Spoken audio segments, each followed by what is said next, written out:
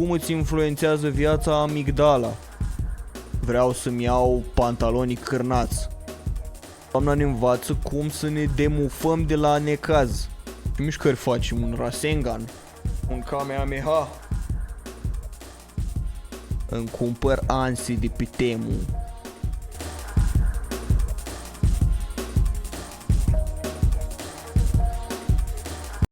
Ia să vedem ce am mai salvat eu aici.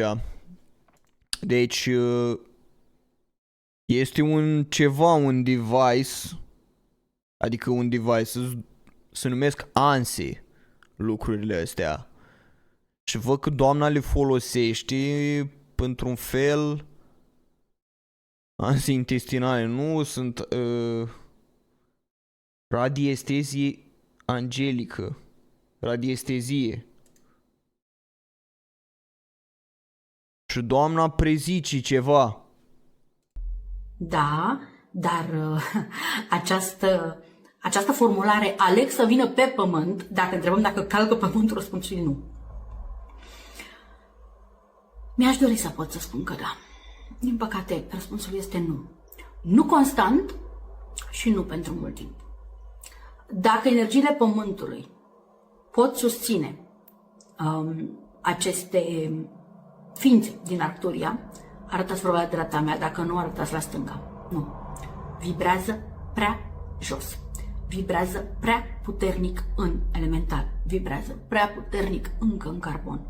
Omenirea are nevoie, dacă mergeți cu un vreo la dreapta mea, mulțumesc mult, să vibreze cel puțin în cristalin. Cel puțin în cristalin spre plasmă, pentru ca aceste ființe să poată călca în voie și să poată exista contact. Clan, cred că discuțiile astea sunt gen, nu sunt din nivelul nostru. Eu n-am înțeles nimic, adică trebuie să fii la un alt rang. Noi acum suntem, nu știu, silver, gold, doamna e diamond, Champions League pe acolo. Pe acolo ea, noi suntem Conference League. Dar cât costă ansile astea? Anse... Ia. 51 de lei pe Temu. Deci, am un plan. Îmi cumpăr ansi de pe Temu. Și întrebăm ansele înainte de fiecare etapă din campionatul mondial. Facem așa. GG peste 3,5 și fiecare an trebuie să se ducă în direcții diferite. Și să facă așa, așa. Și nu trebuie neapărat să fie cu fotbal. Putem să întrebăm orice, să întrebăm ansile. Ansele de pe Temu. Da, cred că asta o să fie investiția în acest stream din banii pe care îi primesc de pe subscribe când o să apară. Îmi cumpăr ansi. Și vă ghicesc viitorul. Dar numai prin întrebări puse de voi. Pentru voi. Și îți dai seama, până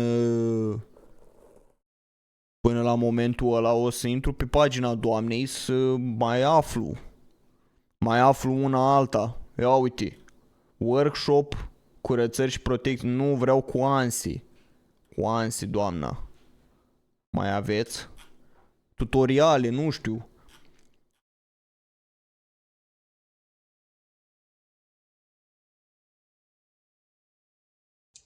Îngerilor, arhanghelilor, schizilor mei spirituale, arătați-mi, vă rog, daul vostru. Mulțumesc, nu-l vostru. Mulțumesc.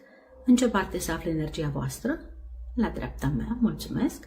Astăzi avem un calup de întrebări despre farmece. Sunt farmecele reale? Sunt, mulțumesc. Este real faptul că toate farmecele făcute încalcă liberul arbitru al cuiva? Da. Este real faptul... O să le folosesc și la alegeri. Stau cu ansele în mână și întreb. Georgescu sau Nicușor?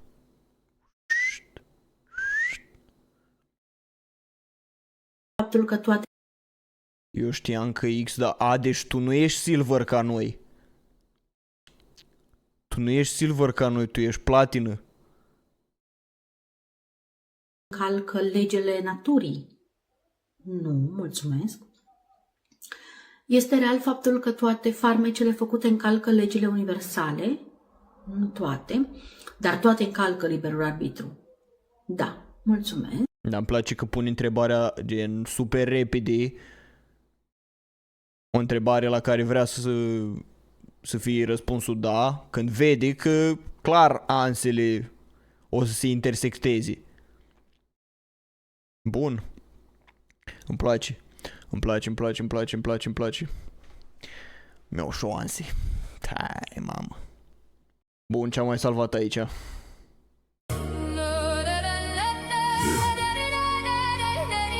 The woods were pitch black, the ground was stained in red.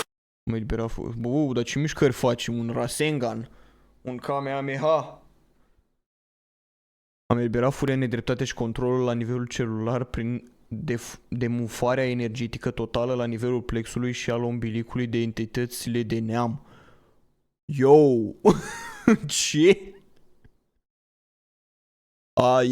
Iarăși suntem behind. Left for the crows, hanging by a silver thread. My axe felt like lead in the snow, wounds opening wide, while the cold breath of death whispered soft by Da, s-o demufat. my side. I heard the low growls, the pack was Sursa mea a devenit acum sursă divină și nu entitățile parazitare care își cereau tributul.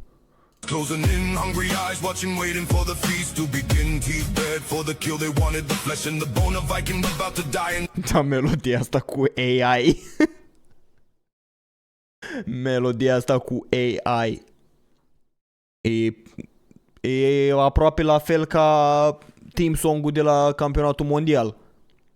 Cred că am mâncat o ciupercă questionable din pădure. the freezing dark all alone, but Then came the shadow, tall as a mountain. Și mă simțeam mufată la relații lipsite de bucurie, fericite și abundență. Deci asta înseamnă că tu când ești amărât, ești trist, supărat, toate alea, tu înseamnă că ești mufat. Da? Ești mufat la necaz. Iar Doamna ne învață cum să ne demufăm de la necaz. A single wolf stepped forward, putting the chaos to rest. yeah, he didn't bite. He stood guard, a sentinel in the light. Drove back his brothers and stayed through the long. Mi-am asumat întreaga responsabilitate pentru demufarea mea, alegând să mă salvez singură. Since that day we've walked hand in paw through the night. A pact forged in blood. Out of reach, out of sight. The wolf and the warrior. One soul NPC. better. Efectiv, sunt mișcări de NPC. Când mergi în GTA, în GTA Vice City, în clubul ăla de pe colț, cum ar veni, era un club, așa dansau NPC-urile, cum dansează doamna. Suveranitate mentioned. Și mai avem aici, tot de la dânsa, ne dă niște explicații despre demufare.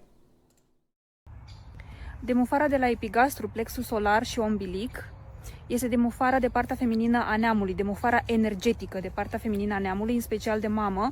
Este zona prin care am primit primii nutrienți și primul semnal emoțional. Această demufare este esențială dacă vrei ca emoțiile tale să fie suverane, să funcționezi din propria energie. Această demufare nu se face întâmplător, se face sub anumite tranzite puternice. Eu o să-l fac sub tranzitul lui Chiron, peste luna mea la 29 de grade, grad anaretic, care urgentează lucrurile și nu mai permite această mufare. Tranzitul lui Chiron fiind în Berbec, peste lună la Hai, mamă, da, m-a luat prea tare, prea tare. Prea tare. Trebuie să mă duc într-un retreat ca să înțeleg lucrurile astea. Chiron este în Berbec. Dă vibe de asta. La fel s-a întâmplat și înainte și Bafometul despre care vă spuneam la un moment dat, noi l-am prins, l-am urmărit, că era, cum să vă zic, într-un accelerat, într-un rapid București-Timișoara. Domnule, să vedeți ce înseamnă ființa androgină. Deci, noi simțim, ca să vă spun acum, ca să știți, deci un tren se controlează numerologic de pe anumite numere. Sau de pe numărul 66, sau de pe numărul 11. Deci dacă ești în civilizațiile goriliene, e pe numărul 66, adică pe, cum să vă spun, că 6 este dominant, 6 reprezintă perfecțiunea și mulțimea, cum ar veni. Așa. Și 6 este numărul magic, suma și produsul divizorului este singurul număr, 1 plus 2 plus 3 egal cu 1 ori 2 ori 3 și egal cu 6. Singurul număr, deci el reprezintă structura. Și este fundamental în civilizațiile democratice. Dincolo, 1, conducătorul este fundamental. Deci, dincolo este 11, 1-1, așa. Deci ori 1-1, ori... Da, într-adevăr, dă vibe de Florin Fortună, doar că doamna nu ne introduce, că uite, Florin ne spune numărul 6, de ce este numărul 6 magic? Pentru că 1 ori 2 ori 3 egal 6 și 1 plus 2 plus 3 egal 6. Ne dă o explicație, dar doamna ne ia direct. Luna la 29 de grade, Chiron este în berbec, că ne demufăm de la mamă prin plex și prin ombilic. Wow, slow down. Dă-ne și nouă un pic de explicații. 29 de grade, guvernează zona capului, în special sistemul limbic. Sistemul limbic. Ce este, doamnelor și domnilor, sistemul limbic?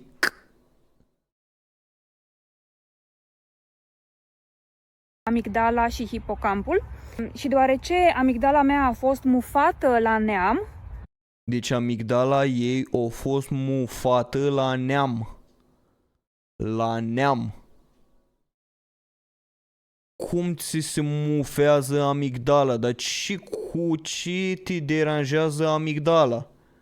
Cum îți influențează viața amigdala? Cum îți influențează deciziile în viața amigdala?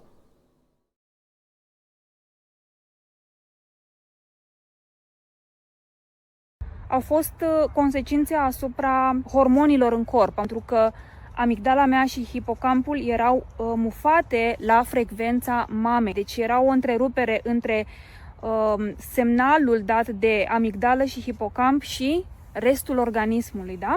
În timp ce mă apropii, mai sunt 3 săptămâni până la această demufare, simt presiune la nivelul nasului câteodată și la nivelul frunții, pentru că berbecul guvernează aceste zone. De ce? Pentru că există o supraîncărcare la nivelul amigdalei și la nivelul sinusurilor în special, iar în timpul demufării, această supraîncărcare, această energie va coborî în pământ și de-aia vin în fiecare zi în parc pentru a crea o coloană energetică de protecție. Pentru că aceste mufe sunt prinse în fasciile corpului, creează o presiune la nivelul ficatului, mai ales la nivelul bilei, deci ele nu sunt poziționate corect din cauza acestor mufe energetice și în momentul în care se vor elibera, voi simți senzația ca și când nu aparțin, pentru că mă eliberez de la niște emoții care nu mi-aparțin de pe neam. Pentru a nu mă comporta ca un copil, da, și ca un adult, ci ca un adult suveran. Sigur că da. Sigur că da. Deci nu ca un copil, ci ca un adult și nu orice fel de adult suveran. Este nevoie să creez o coloană de lumină. Demufarea reprezintă Coloană de lumină. reglarea sistemului vagal, adică lucrez la nivel de interstițiu. M-a rupt. Deci ea ies în fiecare zi în parc ca să stai, deci ce-o spus, că se demufează de la neam. Își demufează amigdala de la neam și hipocampul și își eliberează tensiunea de la nivelul sinusurilor, iar tensiunea respectivă ajunge la nivelul picioarelor. Iar de asta se duce în parc ca să creeze o coloană protectoare de lumină.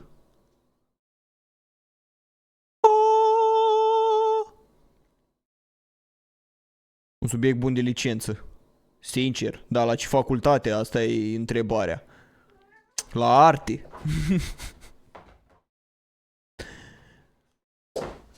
Grupul VAG are Volkswagen Audio astea.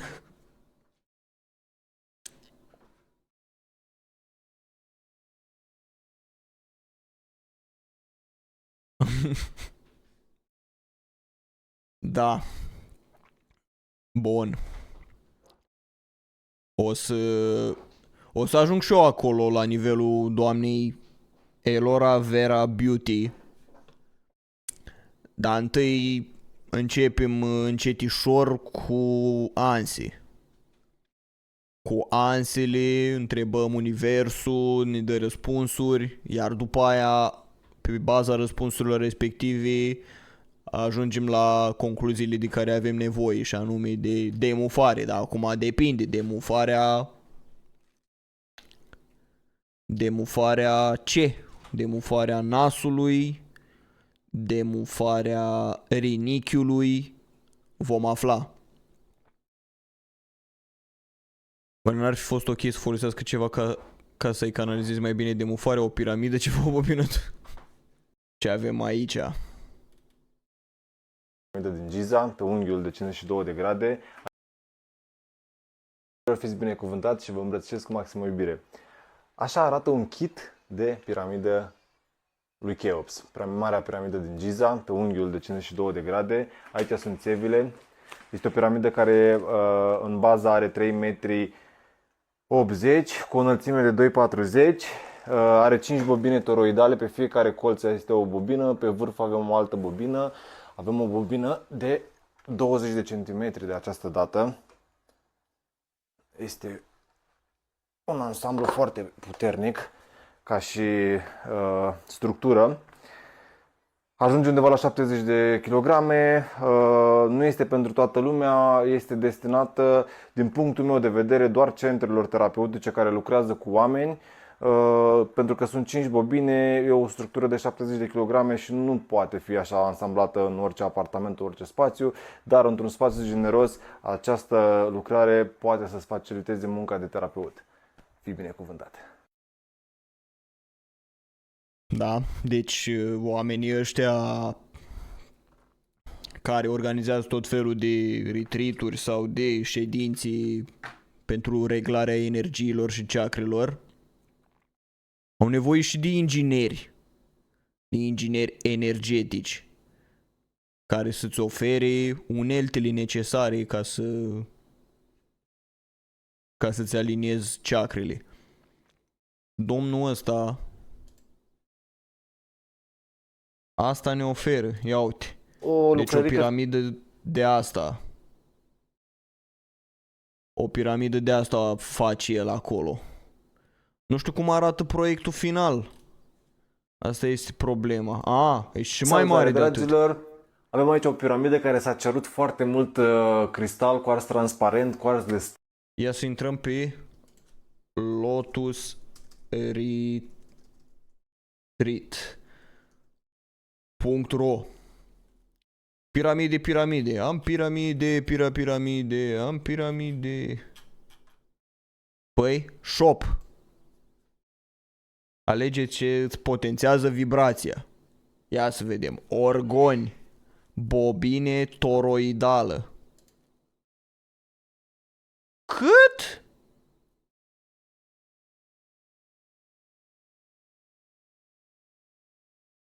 Cât? 5500 de lei? Hai băi, nene, dar cât de dereglat energetic să fiu să dau 5500 de lei pe bobină? Dar cu ce mă ajută bobina?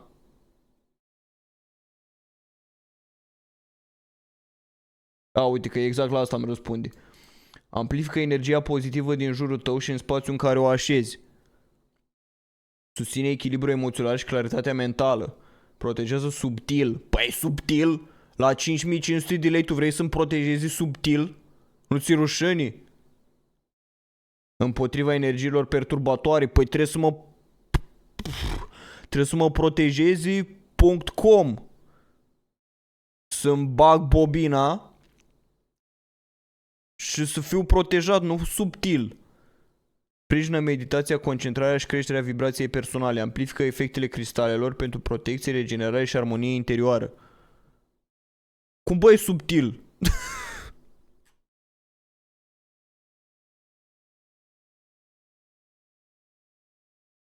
Bine și fără în viața reală îți dă și MP3 player la ea? Păi nu îți dă. Îți dă numai protecție subtilă. Nu credeam că e job de viitor, dar... Ia să vedem cum se folosește. Poziționează bobina pe suportul tău preferat sau direct pe birou. Să-mi pun aici pe birou, pe setup-ul din stream, să-mi pun bobina să mă protejeze. În camera de meditație sau în spațiu de lucru. Păi stai un pic. Stai un pic. Păi tu mă inviți la meditații la birou? Nu cumva trebuie să-mi fac o cameră, un atelier energetic, un atelier meditativ?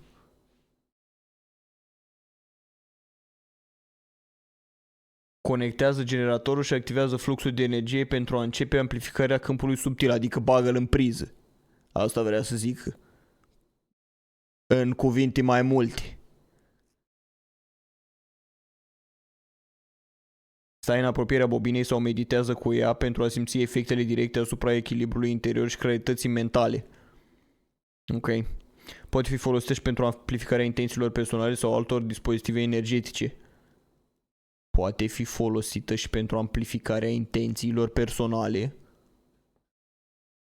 Gen, eu dacă umblu pe EMAG și vreau să-mi iau pantalonii cârnați, dacă activez bobina, îmi amplifică intențiile și o să dau click pe buy. Așa funcționează? Donation Gold, bobină toroidală, 20 cm, protecție subtilă.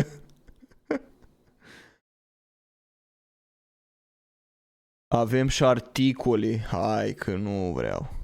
Ia să vedem. Actualizare produs în prezent. Realizăm doar modelele de bobine toroidale cu diametru de 12 cm, 15, 20. Toate variantele includ generator basic și ghid de utilizare.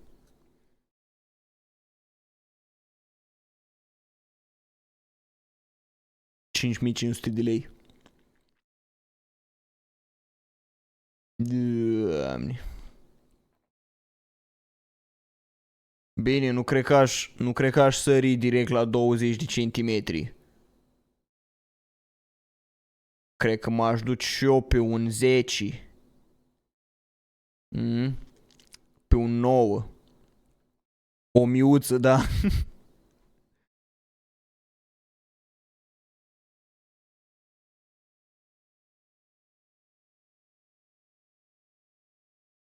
Ia stai că asta are alte beneficii. Purifică și stabilizează câmpul energetic al încăperii, susține relaxarea profundă și meditația, ajută la regenerarea și refacerea energiei vitale, protejează subtil împotriva tot subtil. Băi, tot subtil, băi, frate. Împotriva stresului electromagnetic. Hopa! Stresul electromagnetic. Amplifică intențiile și starea de prezență. Stresul electromagnetic.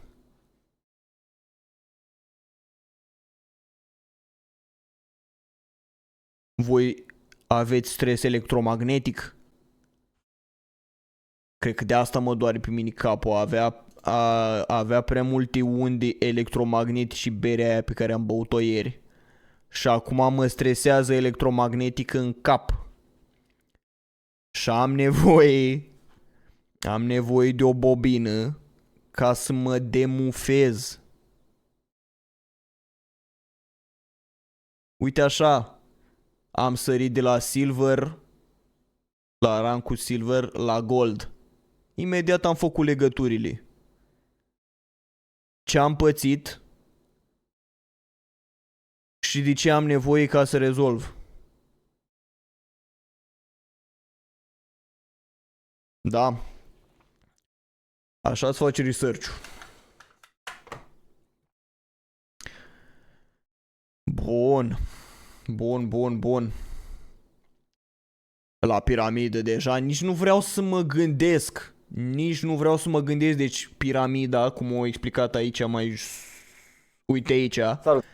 Deci asta are 5 bucăți, da? 5 piramide și fiecare piramidă are în felul următor: bobină per piramidă, cristale, LED-uri, nisip, după care îți faci și o schelă să-ți faci piramida de 3 metri.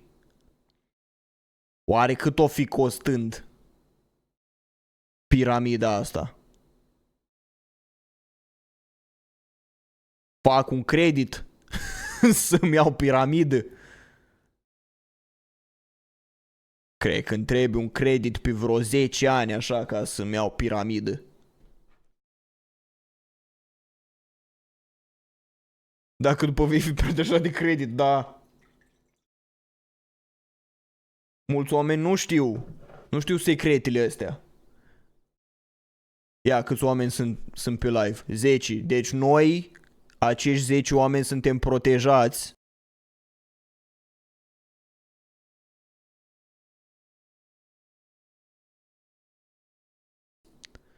de credit, de anomaliile electromagnetice, pentru că știm unde să ne ducem ca să ne rezolvăm aceste probleme.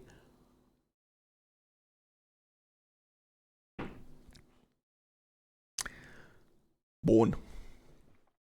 Foarte bun.